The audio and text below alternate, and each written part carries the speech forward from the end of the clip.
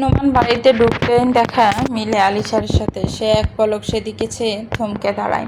আলিশার পরনে নীল রঙের loose fitting Pakistani style three piece, কানে ছোট ডায়মন্ডের ইয়ার পিস, আর হাতে নোমানের পছন্দ করা ছুরি, যা দেখে নোমানের মুখে আপনা আপনি হাসি ফুটে ওঠে। চুলগুলো ছোট একটা ক্লিপের সাহায্যে বেঁধে রাখার কারণে সামনে দিয়ে কিছু চুল বেরিয়ে আসা, আর কানের আরও সুন্দর লাগছে আলিশাকে।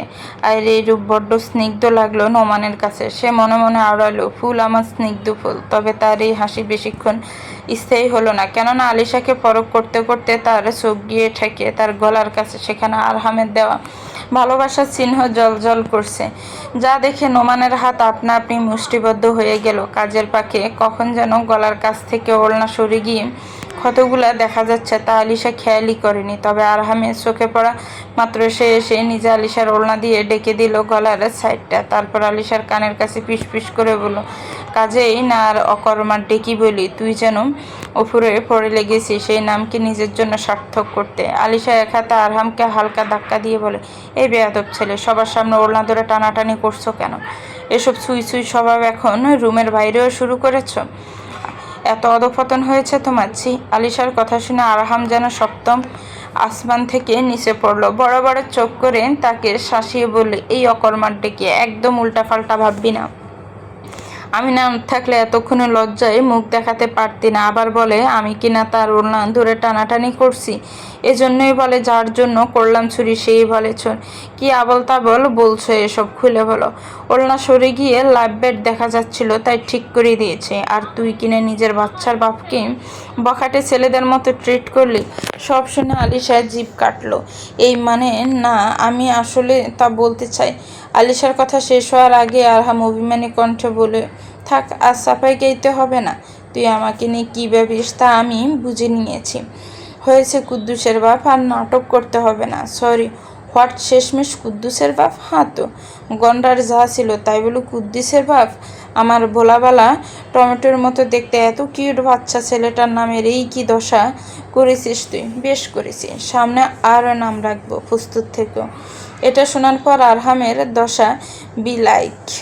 ছেড়ে দে মা, কেঁদে বাঁচি। এতক্ষণ যাবৎ আরহাম আলিশার ফিসফিস কথা বলা খেয়াল করছিল নোমান, তবে এখন যেন তার ধৈর্যের বাঁধ ভেঙে গেল। তাই হনহনিয়ে চলে গেল নিজের ভরাদুকিত কামরার দিকে। সবাই ব্রেকফাস্ট কমপ্লিট করে ড্রয়িং রুমে বসেছে আড্ডা দিতে, কিন্তু আলিশার মোবাইলে মিথি বারবার কল দেওয়ায় সে তা রিসিভ করতে উঠে গিয়েছে করিডোরের দিকে। আলিশা মিথির সাথে কথা বলা শেষে ফোন রাখা মাত্রই দেখতে পেল নোমান তার দিকেই এগিয়ে আসছে। কেমন আছো আলিশা? আমি তো ভালোই আছি। তুমি ব্রেকফাস্ট করতে আসোনি কেন ভাইয়া? রিনা চাচি বেশ রেগে আছে এই নিয়ে। নোমান হেসে উত্তর করলো, মমকে নিয়ে ভাবতে হবে না, তাকে আমি ঠিক ম্যানেজ করে নেব। তাই ঠিক, তবে আসলে না কেন? নোমান খুব সূক্ষ্মভাবে এড়িয়ে গেল প্রশ্নটা। সে কি উত্তর দিবে? তোমায় অন্য কারো পাশে দেখতে কষ্ট হয় স্নিগ্ধ ফুল? না, সে তো এটা বলার অধিকার রাখে না, তাই তো উত্তর দেওয়ার প্রয়োজন মনে করেনি। বরং কথা কাটাতে বলে উঠল, ছুরিগুলো খুব সুন্দর মানিয়েছে তোমার হাতে আলিশা। হ্যাঁ, আমার অনেক পছন্দ হয়েছে ডিজাইনটা। চাচি বলল তুমি পছন্দ করে দিয়েছ। ঠিক পছন্দ নয়, বরং স্পেশালি অর্ডার দিয়ে বানিয়ে এনেছি তোমার জন্য। থ্যাংক ইউ নোমান ভাইয়া, তোমার চয়েস বরাবরই সুন্দর। নোমান আলিশার দিকে তাকিয়ে বলল, তা আমিও জানি। ডোরার খিদে পেয়েছে বিদায় আরহাম এদিকেই আসছিল আলিশাকে ডাকতে, যার কারণে এতক্ষণ যাবৎ নোমান আলিশার সকল কথোপকথন তার কানে এসেছে। সে এমনিতে নোমানকে পছন্দ করে না, তার উপর আলিশার সাথে দেখার পর রাগে ফুঁসতে ফুঁসতে চলে গেল নিজ কামরার দিকে। সার্ভেন্টকে দিয়ে ডেকে পাঠালো আলিশাকে। আলিশা রুমে আসা মাত্রই আরহাম খাবলে ধরলো তাকে। হঠাৎ আক্রমণে আলিশা ভ্যাবাচ্যাকা খেয়ে গেল। কি হলো তা বুঝে আসতে নিজেকে ছাড়িয়ে নিল আরহামের হাত থেকে। এভাবে ধরার মানে কি?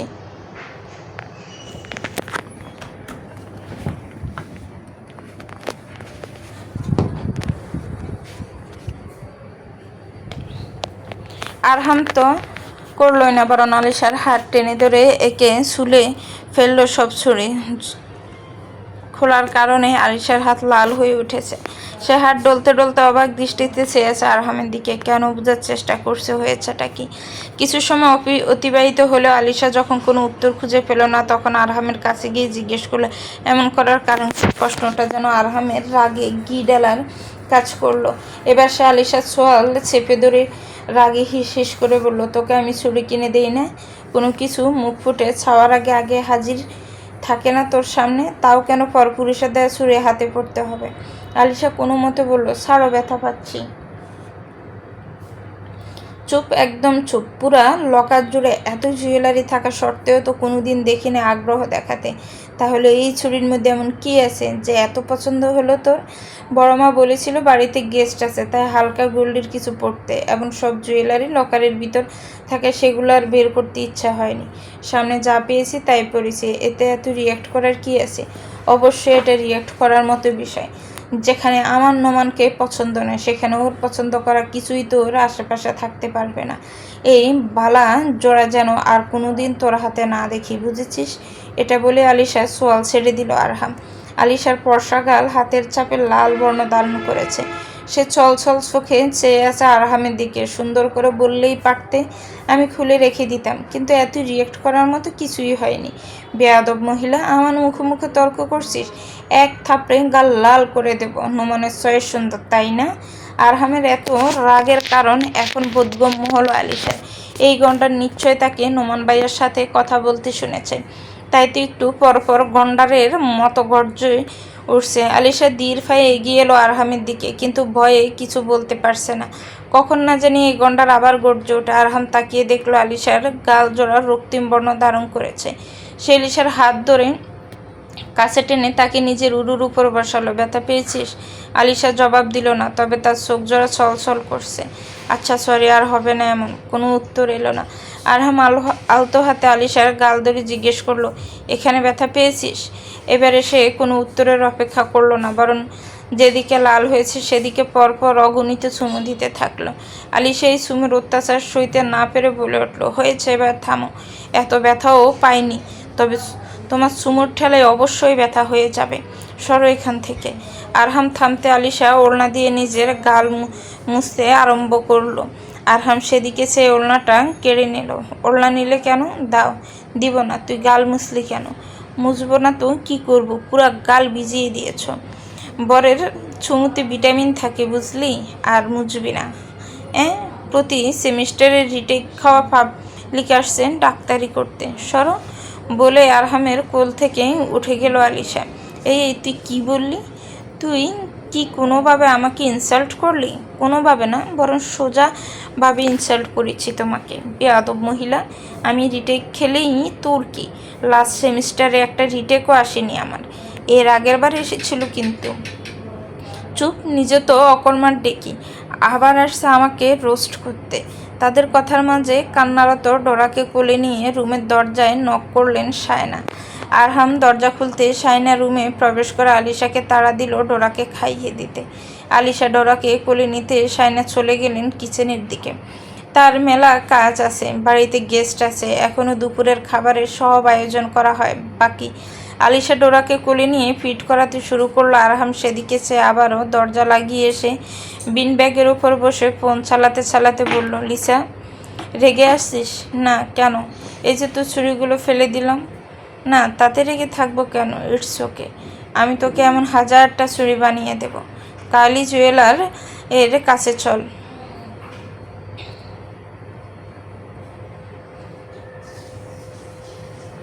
ছুরি বলে কিছু বলিনি, অন্য কিছু হলে আমিও তোমাকে ছাড়তাম না। গোল্ড আমার পছন্দ না, আর তেমন একটা পড়াও হয় না, তাই সমস্যা নেই। একটু আগে আরাফের কল এসেছিল আরহামের কাছে। প্রেজেন্টেশনের জন্য স্লাইড রেডি করতে হবে, তাই আরহাম ভার্সিটি যাওয়ার জন্য রেডি হচ্ছে।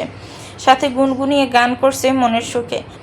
তার এমন সুখ যেন সহ্য হচ্ছে না আলিশার। সে এই গন্ডারে ছানার জন্য কোথাও বাহিরে যেতে পারছে না। এদিকে এর বাপ মনের সুখে গান গাইছে, এত সাহস! আলিশা তো এই অন্যায় সইবে না। সে কটমটিয়ে চেয়ে আছে আরহামের দিকে, যা দেখে আরহাম আরও জোরে গান গাওয়া শুরু করে। তার বড্ড মজা লাগছে এই অকর্মার ডেকিকে জ্বালাতে।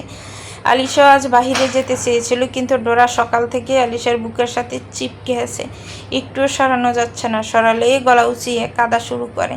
তাই আলিশা চেয়েছিল গন্ডার এবং তার ছানাকেও সাথে নিয়ে যাবে, কিন্তু বাবু এখনও বেশ ছোট হওয়ায় মেহরোজা আক্তার সাব মানা করে দিয়েছেন এবং এতে আলিশার মেজাজ অনেক চড়ে আছে। এর উপর এই গন্ডারের এত শখ। সুখ সহ্য হচ্ছে না তার। না, এভাবে বসে থাকলে চলবে না, কিছু একটা তো করা লাগবে। 1 মাস পর, সেদিনের পর কেটে যায় 1টা মাস। আহমেদ ফ্যামিলি 3 দিন থেকেই চলে যায় নিজেদের ঠিকানা। আশ্চর্যজনক বিষয় হলো নোমান কোনো ঝামেলা করেনি, বরং করিডোর আলিশার সাথে কথা হওয়ার 1 ঘন্টা পরেই কাজের বাহানা দিয়ে বিদায় নেয় খানবাড়ি থেকে। তার এমন হঠাৎ চলে যাওয়াতে বেশ অবাক হয়েছিল সকালে। তবে কেউ কিছু না বুঝলেও তার মা রিনা হামিদ ঠিকই বুঝেছিলেন ছেলের মনের অবস্থান। তাই তো না আটকিয়ে যেতে দিয়েছিল তার নিজের গন্তব্য। সেখানে থাকবে না শখের নারীর কোনো অস্তিত্ব। সবাই ভালোবাসা ছিনিয়ে নিতে জানে না, কিছু মানুষ শখের নারীর সুখে নিজের না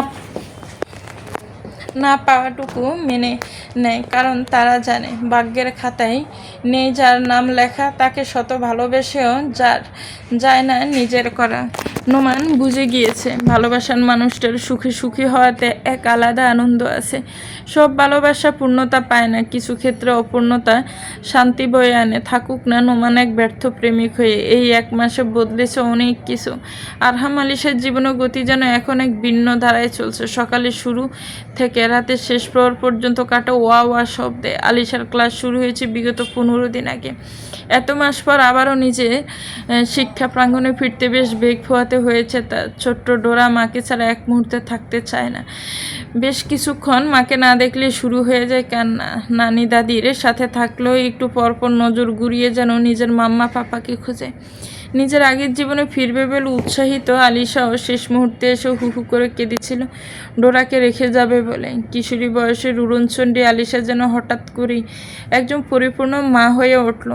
এত মাস পর আবারও ঘর থেকে বেরোবে, তাও এত চেঞ্জেস নিয়ে। আগে ছিল নিজে বাচ্চা, এখন হয়ে গেল বাচ্চার মা। যদিও দিহান এবং মিথি ব্যতীত এই বিষয়ে কেউ জানে না, কিন্তু তার অন্তত জানে সত্যিটা। সব মিলিয়ে বেশ নার্ভাস ছিল আলিশা। তার এমন কঠিন সময়ে পাশে ছিল আরহাম। সে যথেষ্ট সাহস জুগিয়েছে আলিশাকে। শুরুর দিনগুলোতে হিমশিম খেলেও এখন আগের মতোই বাইরে পরিবেশ নিজেকে অ্যাডজাস্ট করতে সক্ষম হয়েছে আলিশা। তবুও বাইরে গেলে মন যেন তার ঘরে পড়ে থাকে। তার ছোট্ট ছানাটা কী করছে, খেয়েছে কিনা, এসব ভাবতে ভাবতে কত শত কল দিয়ে ফেলে সবাইকে। যদিও তার অনুপস্থিতিতে আরহাম ডোরার কাছে থাকে বলে সে কিছুটা চিন্তামুক্ত থাকতে পারে। আরহাম আলিশার একটা ডিল হয়েছে, দুজন মিলে ডোরার খেয়াল রাখবে। যখন আলিশা বাহিরে থাকবে তখন আরহাম বাড়িতে ডোরার কাছে থাকবে, এবং যখন আরহাম বাহিরে থাকবে তখন আলিশা বাড়িতে থাকবে। যদিও আরহামই বেশিরভাগ সময় বাহিরে থাকার, আলিশাতেও ক্লাস না থাকলে ডোরাকে একা ছাড়ে না বললেই চলে। কারণ ডোরাকে এখন ফর্মুলা মিল্কে অভ্যস্ত করে তুলতে পারেনি কেউ। ফর্মুলা মিল্ক মুখে দিলেই একটু পর সব বমি করে বাসিয়ে দেয়। আলিশা বাইরে গেলে ব্রেস্ট পাম্পের সাহায্যে ফিডারে খাবার রেখে যায় ডোরার জন্য, কিন্তু তাতে যেন হয় না আরশানে। সে মোট কথা মুখে ফিডার তুলতেই চায় না, যার জন্য বেগ পোহাতে হয়। রোম শহর ইতালি, রাত 9:10। নীলা এক মনে সে আছে জানালার বাইরে, যেন জীবনের হিসাব মেলাতে ব্যস্ত। আরশাদ সোফাতে বসে ল্যাপটপে কাজ করছে, এক হাতে টাইপিং করছে এবং অন্য হাতে ধোয়া ওঠা গরম কফির মগ। তার কাছে দ্যাং বাংলো নীলিমার কথায় সে ঠিক শুনলো না কি তা যাচাই করতে নীলিমাকে জিজ্ঞেস করলো, কি বললে? যা শুনেছ তাই আবার বলো। আমি বাংলাদেশ ফিরতে চাই আরশাদ। ভেবে বলছো তো? কবে? যত দ্রুত সম্ভব। আগামী মাসে ডাক্তার ড্যানিয়েলের অ্যাপয়েন্টমেন্ট আছে, ক্যান্সেল করে দাও, দেখাবো না। নীলা এসব কী বলছো? কতদিন গোড়ার পর ডাক্তার ড্যানিয়েলের অ্যাপয়েন্টমেন্ট পেয়েছি, তা কি ভুলে গেছো? আমি কিছু শুনতে চাই না, যা বলেছি তাই করো প্লিজ। অন্তত একবার ওনার আন্ডারে ট্রিটমেন্ট নিয়ে দেখি আমরা। অনেক পজিটিভ রিভিউ দেখেছি এই ব্যাপারে। যদি এবার ভালো কিছু হয়। এর চেয়েও বড় ডাক্তার দেখিয়েছি আরশাদ, প্রতিবার একই রেজাল্ট আসে। তারপর আবার এক অন্য ডাক্তারের পিছু ছুটা। এসব আর ভালো লাগছে না। আমি এবার বাড়ি ফিরতে চাই। তাই বলে চেষ্টা করা ছেড়ে দেব আমরা? চেষ্টার কি আর কোনো কমতি রেখেছি? আমি আর পারছি না আরশাদ, বলেই হু হু করে কেঁদে উঠল নীলিমা।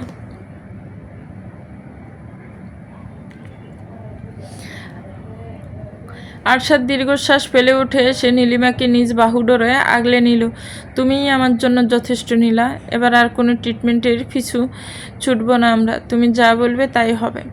আরহাম মাত্রই বাইরে থেকে এসে দেখে বাবু দোলনাতে ঘুমোচ্ছে। আর আলিশা আয়নার সামনে দাঁড়িয়ে নিজেকে খুঁটিয়ে খুঁটিয়ে দেখছে। এই আর নতুন বিষয় নয়, ডেলিভারির পর থেকেই এই ছোট মরিচের মা সারাদিন নিজেকে আয়নায় দেখতে থাকে। তাই আরহাম আর পাত্তা না দিয়ে ওয়াশরুমে ফ্রেশ হয়ে নিতে চলে গেল। এদিকে বারবার নিজের দিকে তাকাচ্ছে, আবার দোলনায় ছেলের দিকে তাকাচ্ছে, তারপর আবার নিজের পেটে হাত রেখে ব্রু কুচকাচ্ছে। আসলে কি এ ছেলে তার পেটে ছিল? উফ, আলিশা এসব ভাবতে ভাবতে পাগল হয়ে যাবে। তার পরনে একটা নাইট স্যুট আর চুলে দুইটা বেনি বাঁধা, দেখতে একদম বাচ্চাদের মতো কিউট লাগছে। আর প্রেগনেন্সির পর হালকা গুলুমুলু হয়েছে। এর মধ্যে আরহাম বেরিয়ে আসলো টাওয়াল নিয়ে চুল মুছতে মুছতে।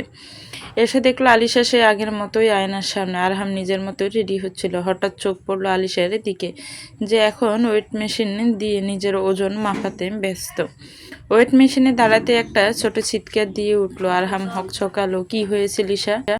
আলিশা ওয়েট মেশিন থেকে নেমে আরহামের দিকে তেড়ে আসলো। সব তোর জন্য হয়েছে। আমি আবার কি করলাম?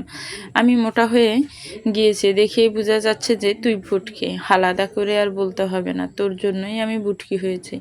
আমি কি করলাম? আমি প্রেগনেন্ট করেছিস তুই। কেন? এমন প্রশ্নে আরহাম হকচকালো। বাচ্চা পেটে এসে দুনিয়াতে ল্যান্ড করার পর 1 মাস পেরিয়ে গেছে, আর এই মহিলার মাথায় এখন এমন উদ্ভট কথা আসছে কেমনে? আরহামও দমে না গিয়ে পাল্টা প্রশ্ন করলো, তুই হয়েছিস কেন? তোর দোষ। তোর বাচ্চা তো এখন আর পেটে নেই, তাও কেন আমি আগের মতো স্লিম হচ্ছি না? আলিশা প্রেগনেন্সির আগে একদম জিরো ফিগারে ছিল, আর প্রেগনেন্সির পর আগের তুলনায় হালকা গুলুমুলু হয়েছে। এতে তাকে দেখতে খারাপ লাগছে না, বরং আদর আদর লাগে। নর্মাল ডেলিভারি হওয়ার কারণে প্রেগনেন্সির পর খুব দ্রুত ওয়েট লস হয়েছে তার, কিন্তু আগের বডি স্ট্রাকচারে ফিরতে সময় লাগবে, আর এটাই যেন মানতে নারাজ আলিশা। তার আগের মতো হওয়া চাই। বর্তমানে তার ওয়েট 60 কেজির কাছাকাছি, তবে তার হাইট 5 ফুট 4 ফুট 4 ইঞ্চি হওয়াতে এই ওয়েট তার জন্য মানানসই। আগের মতো স্লিম হতে না পেরে এখন সব রাগ ঝাড়ছে আরহামের ওপর। নিজের প্রশ্নের উত্তর না পেয়ে এবার খেপে গিয়ে আরহামকে জিজ্ঞেস করলো, কি হলো? উত্তর দিচ্ছিস না কেন? এক্ষুনি উত্তর চাই আমার। আরহাম এবার উপায় না পেয়ে বলল, সময় লাগবে আগের মতো হতে। এর উপর তুই breast feeding mom, so take your time. আজকে থেকে বাচ্চাকে তুই খাওয়াবি। হোয়াট? পাগল হয়েছিস? না, তাহলে তোর মতো গন্ডারের সাথে সংসার করতে পারতাম না। থাপড়ে গাল লাল করে দে বলিসাম। আলিশার মুখ রাগে লাল হয়ে আছে, দেখতে বড্ড আদুরে লাগছে আরহামের কাছে। সে কাছে গিয়ে আলিশার পোলা পোলা গালে ফটাফট কয়েকটা চুমু খেয়ে ফেলল।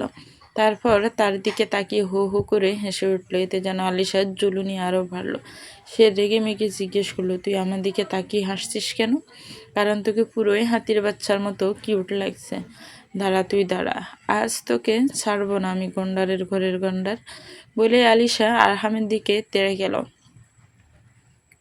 আরহামও কম যায় না, সেও আলিশার চুল টেনে ধরলো। তারপর আর কি, আবার শুরু হলো এদের মারামারি। এক বাচ্চার বাপ মা হয়েও শুধরালো না কেউই। কিছুক্ষণ আগে শাইনার কাছে নীলার ফোন এসেছিল, জানিয়েছে তারা খুব জলদি দেশে ফিরবে, হয়তো সপ্তাহখানেক সময় লাগবে। সব শুনে শাইনা বেজায় খুশি। প্রায় 2 বছর পর ঘরের বাচ্চারা ঘরে ফিরবে। কতদিন হয় মেয়েটাকে চোখের সামনে দেখেন না। শাইনা সবাইকে জানিয়েছে নীলা আরশাদের ফোনের কথা। সবাই অনেক খুশি, কিন্তু কোথাও যেন একটা আক্ষেপ থেকে যায়, কারণ যে কারণে এতদিনের দূরত্ব সেটাই অপূর্ণ রয়ে গেছে। তবে ইজাজ সাহেব সকলকে কাট কাট গলায় জানিয়ে দিয়েছে যাতে কেউ নীলা আরশাদের সামনে এই প্রসঙ্গে কোনো কথা না তোলে।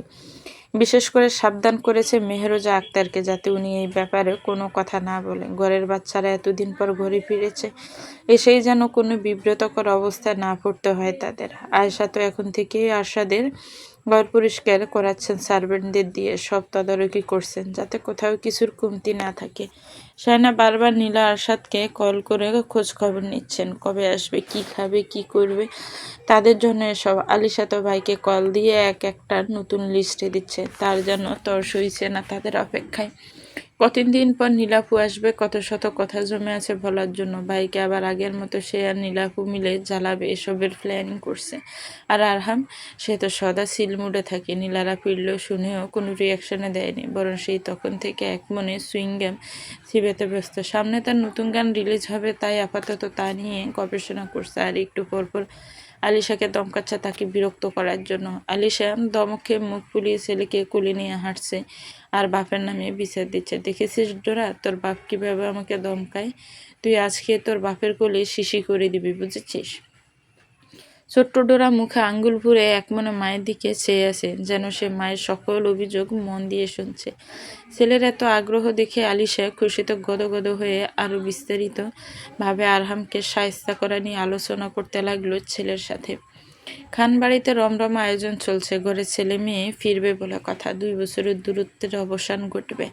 সবাই এবার একসাথে হবে। বাড়ির সবাই বেশ এক্সাইটেড। অপেক্ষার প্রহর যেন শেষ হচ্ছে না। এখন প্রায় সন্ধ্যা ঘনিয়ে আসছে। আয়শা আর শাহিনা সেই সকাল থেকে রান্নাঘরের কাজে ব্যস্ত। মেহরোজা আক্তার তো খুশিতে সকল আত্মীয় স্বজনদের কল দিয়ে জানাচ্ছেন নীলা আরশাদের ফেরার কথা।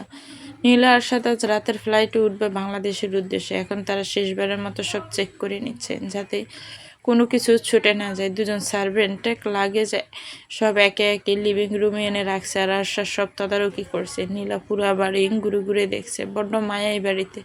কত শত স্মৃতি এখানে। ছোট থেকে এখানে বড় হয়েছে তারা। তারপর সবাই মিলে বাংলাদেশ শিফট হওয়াতে ছাড়তে হয়েছিল বাড়িটা। ছাড়ার সময় তার আর আলিশার সেই কি কান্না মনে পড়তে আলতো হাসি খেলে গেল তার ঠোঁট জুড়ে। 2 বছর আগে ট্রিটমেন্টের উদ্দেশ্যে আবার আসা হয়েছিল এই চিরচেনা জায়গায়, কিন্তু আজ আবারও ছেড়ে যেতে হবে সব। কেউ না থাকলে এবারে ফাঁকা পড়ে থাকে। কেয়ারটেকার মাঝে মধ্যে এসে সব দেখে শুনে যায়। মাঝে মধ্যে ইজাজ খান ও নিয়াজ খান ব্যবসার কাজে ইতালি আসলে এখানে থাকা হয় তাদের। নীলার ভাবনার মাঝে ডাক পড়লো আরশাদের। ডেকেছ? লাগে সব নামিয়ে রেখেছে। আর বাকি সব ঠিক আছে কিনা তুমি দেখে নাও। আচ্ছা। মন খারাপ? একটু। কেন? সব ছেড়ে যেতে মায়া লাগছে। তবে যেতে হবে। তুমি চাইলে আমরা থেকে যেতে পারতাম। তা হয় না আরশাদ। আমাদের পরিবারের সবাই আমাদের পথ চেয়ে আছে, আর আমরাও সবাইকে কত মিস করেছি। এভাবে একলা থাকা যায় না। সময় নিতে পারতে। যে কাজের জন্য এসেছিলাম তা হয়নি, তবে আর কিসের টানে এখানে থাকবো? আরশাদ কেবল চেয়ে থাকলো নীলিমার দিকে। তাকে সান্ত্বনা দেওয়ার মতো কোনো বাসা খুঁজে পেল না। নীলিমা খেয়াল করে দেখলো আরশাদের চোখ লাল হয়ে আছে। নিজের উপরে রাগ লাগলো তার। কি দরকার ছিল এসব কথা তোলার? সে পরিস্থিতি স্বাভাবিক করতে বলে উঠল, আমাদের আরহাম আলিশার ছোট্ট সোনার জন্য যা যা আনতে বলেছিলাম তা সব এনেছো? প্রথমবার দেখবো আমরা। অনেক এক্সাইটেড লাগছে আমারও। তবে আমার এখনো বিশ্বাস হয় না যে আমার ছোট্ট পুতুলও মা হয়ে গেছে। ভাগ্নেকে কোলে নিলে বিশ্বাস হয়ে যাবে। খুব তাড়াতাড়ি হয়ে গেল না সব? যেমন বিয়ে, তারপর বাচ্চা। দুজনেই এখনো ছোট। ভালো আন্ডারস্ট্যান্ডিংও নেই।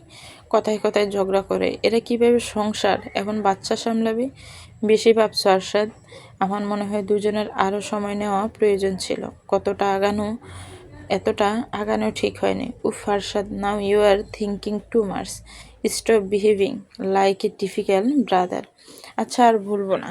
এবার চলো নিচে গিয়ে কেয়ারটেকারকে সব বুঝিয়ে দাও। চলো। আলিশা আজ অনেকগুলো শপিং করেছে। বিকেলে ডোরাকে ঘুম পাড়িয়ে আরহামের সাথে গিয়েছিল শপিং মলে। বাড়ি থেকে মল কাছে হওয়ায় ডোরাকে ঘুমন্ত অবস্থায় তার দাদির কাছে রেখে যাওয়ার সাহস করেছিল। যদিও খুব একটা সময় তাদের লাগেনি। ডোরার ঘুম থেকে ওঠার আগে চলে এসেছিল তারা। আলিশা আজকে শপিং করার ড্রেসগুলো ট্রায়াল দিচ্ছিল একে একে। এখন একটা পিঙ্ক কালারের ফ্রক পরে আয়নায় নিজেকে খুঁটিয়ে খুঁটিয়ে দেখছে। আরহাম ডিভানের উপর থেকে ছেলেকে কোলে নিয়ে বসে কী সব জানি বিড়বিড় করছে। ছোট্ট আরশান বাবার কোলে ছুপটি মেরে থাকলেও বারবার বুকে মুখ গুজে দিচ্ছে। আরহাম বুঝতে পারলো ছেলের ক্ষুধে পেয়েছে, তাই আলিশাকে ডাক দিল, এই বুটকি, আর কত নিজেকে দেখবে? এবার তো থাম, ছেলের ক্ষুধে পেয়েছে। নিজেকে বুটকি বলাতে আলিশা রেগে আরহামের দিকে তাকালো। এই, তুই বুটকি কাকে বললি? তোকে কেন বললি? আমি আগের থেকে অনেক ওয়েট লস করেছি, এখন আর মোটা লাগে না, তাও তুই বুটকি বললি কেন? মন বলেছে তাই, আর মন যা বলে তা শুনতে হয়। আমি আর কোনো কথাই বলবো না। সত্যি? আলহামদুলিল্লাহ। এভাবে বলতে পারলে? পারলাম। ছেলে কেনে? আলিশা ডোরাকে কোলে নিয়ে বেডে বসে ফিডিং করাতে লাগলো। কিছুক্ষণ পর ডোরা ঘুমিয়ে গেলে তাকে সাবধানে দোলনায় শুইয়ে দিল। আলিশা আবার ড্রেস ট্রায়াল দেওয়া শুরু করেছে। এবার হোয়াইট কালারের একটা শার্ট পরেছে। এই দেখো আমি কেমন লাগছে? আরহাম না তাকিয়ে উত্তর দিল, সুন্দর।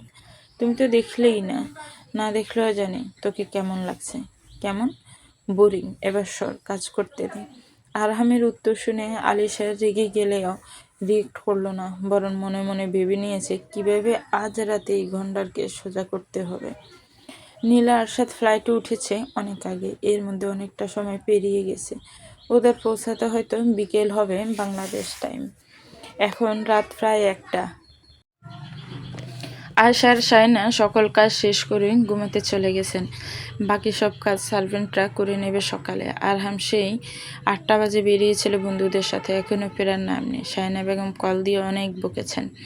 ভাব হয়েছে এখনও কোনো পরিবর্তন নেই, বরং দিন দিন রসাতলে যাচ্ছে। আলিশা ডিনার করে ছোট্ট আরশানকে বুকে নিয়ে ঘুম পাড়াচ্ছে, কিন্তু এই ছেলের চোখে ঘুমের রেশ মাত্র নেই। কেমন ফিট করে মায়ের দিকে চেয়ে আছে। এত চেষ্টা করেও ঘুম পাড়াতে পারল না আলিশা। সব দোষ বাপের। সেই কোলে নিয়ে নিচে কুদে ঘুম পাড়ানোর অভ্যাস করিয়েছে, এখন আর বাপ ছাড়া ঘুমাচ্ছে না। উফ, কি জ্বালা! আরহাম সঠিক নাম দিয়েছে ছোট মরিচ। আলিশা ছেলেকে বুকে জড়িয়ে হেঁটে হেঁটে বহু কষ্ট ঘুম পাড়িয়েছে। তারপর ডোরাকে দোলনাতে শুইয়ে দিয়ে চলে গেল শাওয়ার নিতে। আরহাম বাড়িতে ফিরেছে রাত 2টা নাগাদ। বাড়ির সামনে এসে গাড়ি পার্ক করে চোরের মতো ধীরে ধীরে মেন দরজা পাসওয়ার্ড এন্টার করে ভেতরে প্রবেশ করেছে। গাড়ির চাবি আঙ্গুলে ঘুরাতে ঘুরাতে মনের সুখে শীষ বাজাতে বাজাতে আসছিল নিজের রুমের দিকে, কিন্তু যেই না রুমের দরজা খুললো, দেখলো ভিতরে সব অন্ধকার। তাবরু আপনা আপনি কুচকে গেল। ছোট মরিচ আর ধানি লঙ্কা কোথায় গেল? সে রুমের লাইট জ্বালিয়ে দিতে দিতে হালকা স্বরে ডাক দিল, লিসা। না, কোনো সারা শব্দ নেই। লাইট অন হওয়ার পর দেখল ছোট্ট ডোরা দোলনাতে ঘুমিয়ে আছে, কিন্তু ওর মা কই? ছেলেকে এভাবে অন্ধকারে রেখে কোথায় গিয়েছে ডিং ডিং করে? সে ডোরার কাছে গিয়ে তাকে চেক করে আবারও ডাক দিল আলিশাকে, কিন্তু এবারও কোনো সারা শব্দ নেই। আরহাম ওয়াশরুম, ড্রেসিং রুম চেক করে দেখল কেউ নেই। তাহলে কোথায়? হঠাৎ তার নজর পড়ল ব্যালকনির দিকে। সেখানে হালকা রোশনির কিছু ঝিলিক দেখা যাচ্ছে। সে ধীর পায়ে এগুলো বারান্দার দিকে। দেখলো কালো রঙের কিছু পরা একজন রমণী খোলা চুলে দাঁড়িয়ে আছে সেখানে। প্রথম দেখাতে আরহাম মনে মনে ভয় পেয়ে বুকে থুতু দিয়ে বিড়বিড়ালো, আমার বাড়িতে শাকচুন্নি কোথা থেকে এলো? আয় হায়, আমার লিসা কই? সে মনে সাহস জোগাড় করে আয়াতুল কুরসি পড়তে পড়তে পা বাড়ালো বারান্দার দিকে। এদিকে আলিশা সুন্দর করে সেজেগুজে শাড়ি পরে রেডি হয়েছে আরহামকে জ্বালানোর উদ্দেশ্যে। আজ এই গন্ডারকে মজা বুঝাবে, তাকে বুট কি বোরিং বলার, কিন্তু যাই হোক কাছে আসতে দেবে না। গাড়ির শব্দে বুঝেছিল যে আরহাম এসেছে, তাই তো রুমের আলো নিভিয়ে বারান্দায় এসে দাঁড়িয়েছে। আচ্ছা, আর ইচ্ছে করেই এতবার ডাকার পরও কোনো আওয়াজ করেনি। আলিশা ভেবেছিল আরহাম তাকে বারান্দায় শাড়ি পরা অবস্থায় দেখে চমকে পিছন থেকে জড়িয়ে ধরবে, কিন্তু এতক্ষণে এই গন্ডার আসছে না কেন? হঠাৎই আলিশার কানে বেজে উঠল সুরার শব্দ, যা ধীরে ধীরে বেড়ে চলছে। মানে কি এসব? কি এত রাতে সুরা কে পড়ছে? আওয়াজটা তার কাছে আসতে সে পিছন ঘুরে তাকাতে আরহাম জোরে ডাইনি ডাইনি বলেও উল্টো দৌড় দিল। আলিশা থমকে দাঁড়ালো, এভাবে দৌড় দিল কেন? আর ডাইনি কে? ডাইনি? তারপর তার মনে পড়ল সুরের শব্দের কথা। তার মানে সুরা আরহাম পড়ছিল, কিন্তু কেন? একে একে দুই মিলাতে আলিশার মুখ শক্ত হয়ে উঠল। কোনোভাবে এই গন্ডা তাকে ডাইনি ভাবেনি তো? হ্যাঁ, তাই ভেবেছে। না হলে সে পিছু ফিরতে এভাবে দৌড় দিল কেন? আলিশা যেন অবাক হতেও ভুলে গেছে। এত সুন্দর করে যার জন্য সাজুগুজু করলো, সেই কিনা তাকে ডাইনি ভেবে পালালো। আলিশা দুঃখ ভরা মন নিয়ে কামরার দিকে এগোলো, কিন্তু গিয়ে দেখলো আরহাম এক হাতে ডোরাকে কোলে নিয়ে দরজা খোলার জন্য এগিয়ে যাচ্ছে। আলিশার বড্ড কান্না পেল এসব দেখে। সে চাইলোটা কি আর হলোটা কি? আরহাম দরজা দিয়ে যেই না বেরিয়ে যাবে, তখনই পিছন থেকে ডাক পড়ল আলিশার, এই দাঁড়াও, এক পাও রুমের বাইরে দিবে না। আরহামের পা জোড়া আপনা আপনি থেমে গেল। এটা তো তার লিসার শব্দ। কেমনে? এই ডাইনি কোনোভাবে তার লিসার আওয়াজ নকল করে তাকে জালে ফেলতে চাইছে না তো? আরহাম পিছে ফিরে তাকানো। আলিশা বুঝতে পারলো এই গন্ডার কেন তাকাচ্ছে না, নিশ্চয়ই ভয় পাচ্ছে। তাই সে তেজি গলায় বলল, এদিকে ফির গন্ডার, আমি সত্যিকারের আলিশা, কোনো ডাইনি না। গন্ডার ডাক শুনে আরহামের জানে ফান ফিরে এলো। সে এবার ডোরাকে নিয়ে পিছু ফিরল। দেখলো আলিশা ছলছল চোখে তাদের দিকেই তাকিয়ে আছে। আরহাম এবার ভালো করে তাকালো আলিশার দিকে। দেখতে যেন তার শ্বাস আটকে এলো। কালো রঙের ফিনফিনে পাতলা শাড়ি জড়িয়েছে গায়ে, এমনভাবে পরেছেন যাতে দেহের প্রায় শতাংশ উন্মুক্ত। স্লিভলেস ব্লাউজের সাথে ডিপনেক গলা, শাড়ি হাতের উপর তোলার কারণে ফর্সা উদর দৃশ্যমান, খোলা চুল সাথে হালকা মেকআপ। আলিশা এমনিতেই ইতালিয়ান সুন্দরী, তার উপর এমন সাজে যেন হুর লাগছে। আরহামকে ঘায়েল করার জন্য আলিশার এতটুকু প্রচেষ্টাই যথেষ্ট। সে যেন কথা বলতে ভুলে গেছে। আরহামের ধ্যানের মাঝে আলিশা কাছে এসে তার কোল থেকে এক প্রকার ছিনিয়ে নিল ডোরাকে। আরহামের কারণে ঘুম ভেঙে গিয়েছে ডোরার। আলিশা বুকে নিয়ে ফিট করাতে আবারও ঘুমিয়ে গেল ডোরা। চোখে ঘুম থাকায় এবার আর বিরক্ত করেনি, বরং মা বুকে নিতেই ঘুমিয়ে পড়েছে। ডোরা ঘুমিয়ে গেলে তাকে আবারও দোলনাতে শুইয়ে দিল আলিশা। তারপর আয়নার সামনে এসে একে একে খুলতে লাগলো শাড়ির সব পিন। পরবে না সে কোনো শাড়ি। এই শাড়ির জন্য তাকে শেষমেশ ডাইনি বলা হয়েছে। আলিশা যখন পিন খুলতে ব্যস্ত, তখন আরহাম এসে তাকে পিছন থেকে জড়িয়ে ধরে ঘাড়ে মুখ ডুবিয়ে দিয়েছে। তার হাত বিচরণ করছে আলিশার উন্মুক্ত উদর। হঠাৎ এমন স্পর্শ আলিশা শুরুতে কেঁপে উঠলেও সব মনে পড়তে ধাক্কা মেরে সরিয়ে দিল আরহামকে। ধাক্কা খেয়ে গোড় থেকে বেরিয়ে এলো আরহাম। কি হলো? ধাক্কা দিলি কেন? আমার কাছে এসেছো কেন? তাহলে কার কাছে যাব? জানি না, সরো। আলিশা আবারও পিন খোলায় মনোযোগ দিয়েছে। এমন করে না জান, তুই কষ্ট করছিস কেন? এসব খোলাখুলি তো আমার কাজ। আয়, ডাইনির কাছে আসতে ভয় লাগবে না? আরহাম থতমত খেয়ে বলল, ওইটা কেবল একটা ভুল বোঝাবুঝি ছিল জান। অন্ধকারে কালো শাড়িতে তোকে চিনতে পারিনি, তার উপর তুই পিছু ফিরে ছিলেন, তাই বলে ডাইনি? সরি, আর হবে না। আরহাম আবারও আলিশার কাছে আসার চেষ্টা করলো, কিন্তু আলিশা যেন সুযোগ পেয়েছে এই গন্ডারকে নাকে দড়ি দিয়ে ঘুরানোর। আমি না বুটকি? হ্যাঁ বুটকি তো, আমার কিউট বুটকি। আরহাম নার্ভাসনেসে কি বলেছেন নিজেও জানে না। কি না মানে ওই, তুই একটু বুটকি না? তাহলে আমায় বুটকি বলো কেন? আদর করে ডাকে, সবাই তো জান প্রাণ সোনা ডাকে, তাই আমি না হয় একটু ইউনিক করে ডাকার চেষ্টা করি। বলতে বলতে আলিশার দিকে এগিয়ে এলো আরহাম, যেই না তার আসলে হাত দিবেন, তার আগেই আলিশা সরে যায়। আমি তো বোরিং, তবে এখন কেন কাছে ডাকছো? তুমি মোটেও বোরিং না। বিকেলে না বললে আমি বোরিং? কাজ করছিলাম, তাই তাই কি বলেছি খেয়াল ছিল না। যাই হোক, বলেছ তো, সরি, এভাবে হবে না। তো কীভাবে? কান ধরে 10 বার উঠবস করতে হবে। হোয়াট? পারবে না? এটা কিন্তু বেশি বেশি হচ্ছে লিসা। ওকে ফাইন, করতে হবে না। আচ্ছা করছি, শুরু করো। 1 2 3। আরহাম বাধ্য হয়ে 10 বার কান উঠবস করলো। শাস্তি শেষ হলেই আরহাম এক প্রকার পেঁচিয়ে ধরলো আলিশাকে। Now it's my turn. পরের দিন বিকেলে 4টা বাজে একটা বিলাসবহুল গাড়ি এসে থামলো খান ম্যানশনের সামনে। গাড়ি থেকে প্রথমে বেরিয়ে এলো খান বাড়ির বড় ছেলে আরশাদ খান। তারপর তার হাত ধরে বেরিয়ে এলো খান বাড়ির বড় মেয়ে এবং বড় পুত্রবধূ নীলিমা খান। চলবে তো ভিউয়ার্স, গল্পটার এই পর্ব কেমন লেগেছে একটি কমেন্টস করে জানাবেন। গল্পটা ভালো লাগলে একটি লাইক করবেন, গল্পটাকে শেয়ার করবেন আর আমার চ্যানেলকে সাবস্ক্রাইব করবেন। যারা অলরেডি সাবস্ক্রাইব করে রেখেছেন তাদেরকে অনেক অনেক ধন্যবাদ। ভালো থাকবেন, সুস্থ থাকবেন, আমার চ্যানেলের সাথেই থাকবেন। আল্লাহ হাফিজ। আসসালামু আলাইকুম ওয়া রাহমাতুল্লাহ।